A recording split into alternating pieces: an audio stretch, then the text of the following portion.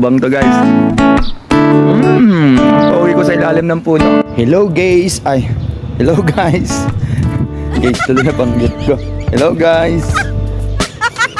Samahan niyo ako. Tayo ay mag-harvest ng mulberry sa basketball court. Bali may mga dito, wild mulberries. Kaya try natin kumain. So tara, samahan niyo ako.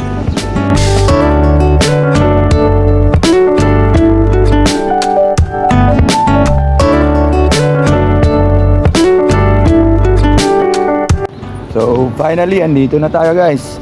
Bali akit na lang tayo sa hagdan. Malapit ko na matikman yung mulberry dito sa South Korea.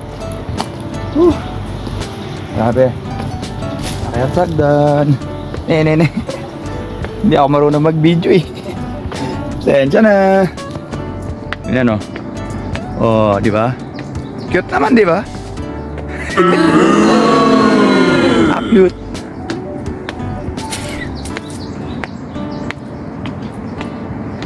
So yun, dito na tayo.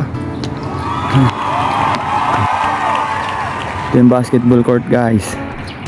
And then tong kabilang side niya ay volleyball court. And then may restroom na rin dito. Hiningal ako dun. Pambabae, panlalaki. Tapos may football dun, field, soccer field. Grabe. Ganda dito no. Green na green. Pero ang pakay talaga natin ay hindi yung mga court dito, hindi yung palaruan. Mamayang hapon pa yon. Yung mulberries. So ito na siya guys. Wow. Mulberries. Ayan no. Wow. Grabe. Oh.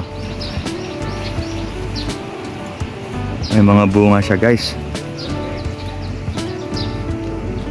Yan. Pangit ng camera ko. Di bale. Pang lang naman to. Laro-larong vlog. By the way guys, ang scientific name pala ng mulberry ay hindi ko alam. Joke lang.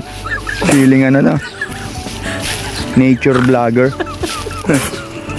Yan guys, ang dami. So tara, kain tayo. So ayun na nga guys, kukuha na ako. Umpisa na ang mukbang.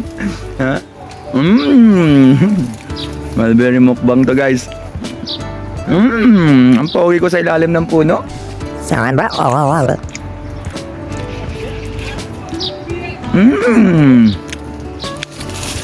Grabe guys oh.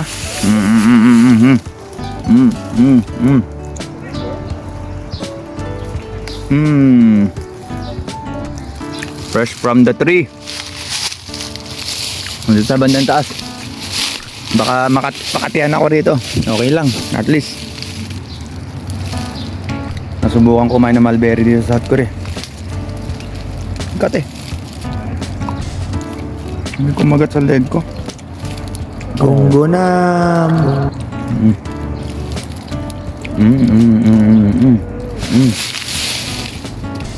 Sarap. Pag naubos ko to, diba? Libre lang. Walang entrance fee. Mulberry farm. Sarap. Mukbang to guys ha. Pandosawa tayo dito. Diba? Mapapasana all ka na lang. Pupunta ka ng Korea, sasahod ka ng medyo malaki. Pag tumambay ka may libreng pagkain pa. Actually wala na talaga akong pera, kaya ako nagpunta rito para makapag-snacks. Diba? Solo flight mode para wala akong kaagaw sa mulberry. Ang damot no. Sarap. May maasim, may matamis. Pag sobrang itim na niya guys, so, matamis na siya. Katamtaman lang tamis, hindi sobrang tamis. Katamtaman lang. Pero pag mga red, kagaya nito, maasim. Ito. Ang lasa ay parang Big 9 na walang buto.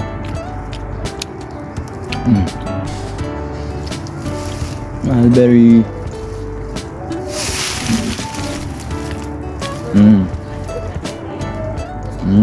Mukbang tayo.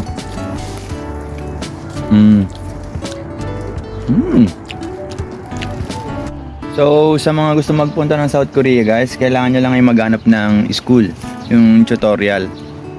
Then, lahat ng mga kailangan nyo malaman, sila na magsasabi. Paliwanag ko sana kaso masyado mahaba.